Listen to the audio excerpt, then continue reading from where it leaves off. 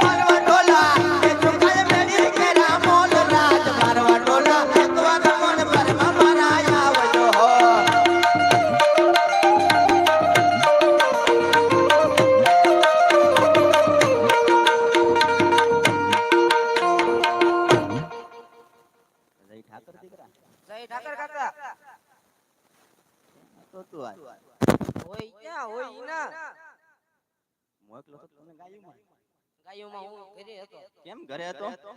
Phone જોતો phone જોવાનો છે આપણે તો આ ગાયું નથી સારવાની ખબર નથી પડતી તને?